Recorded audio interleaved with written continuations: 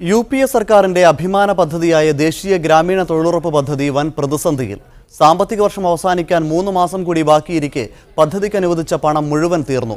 ഒന്നാം UPA സർക്കാരിന്റെ ഭരണ തുടർച്ചയ്ക്ക് പോലും കാരണമായ പദ്ധതി മോദി സർക്കാർ അട്ടിമറിച്ചുവെന്ന ആക്ഷേപം ശക്തമാണ്.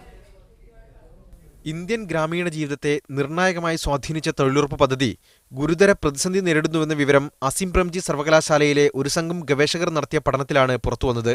നടപ്പു സാമ്പത്തിക വർഷത്തിൽ 59,000 കോടി രൂപയാണ് പദ്ധതിക്കായി കേന്ദ്രം അനുവദിച്ചത്.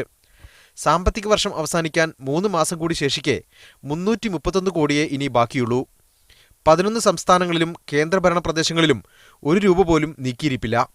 രാജ്യത്തെ 3500 പഞ്ചായത്തുകളിൽ പദ്ധതി എങ്ങനെ നടക്കുന്നു എന്ന് പഠിച്ച ഗവേഷക സംഘത്തിന് ലഭിച്ചതാകട്ടെ നിരാശാജനകമായ കണക്കുകളാണ്. പദ്ധതിയിൽ തൊഴിലിനായി അപേക്ഷിച്ചവരിൽ 30% പേർക്കും ഒരു ദിവസം പോലും തൊഴിൽ ലഭിച്ചില്ല. രാജ്യം കടുത്ത മഴക്കെടുതിയും വരൾച്ചയും നേരിട്ട വർഷത്തിൽ തൊഴിലുറപ്പ് പദ്ധതി അവതാളത്തിലായത് ഗ്രാമീണ ജീവിതം കൂടുതൽ ദുസ്സഹമാക്കി. ഇത് തൊഴിലുറപ്പ് നിയമമാണ്, ശരിക്കും പദ്ധതിയല്ല.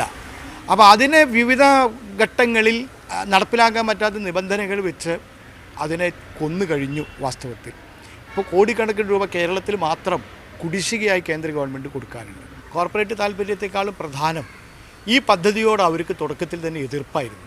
ഒന്നാം UPA സർക്കാരിന്റെ അഭിമാന പദ്ധതിയാണ് തൊഴിലുറപ്പ് പദ്ധതി. UPA സർക്കാരിന് തുടരാൻ അവസരമൊരുക്കിയത് പോലും ഈ പദ്ധതിയാണ്. മോദി സർക്കാർ തൊഴിലുറപ്പ് പദ്ധതി പൊളിച്ചു എന്ന പ്രതിപക്ഷ ആരോപണത്തെ ശരിവെക്കുന്നതാണ് ഇപ്പോൾ പുറത്തുവരുന്ന വിവരങ്ങൾ. News desk media 1.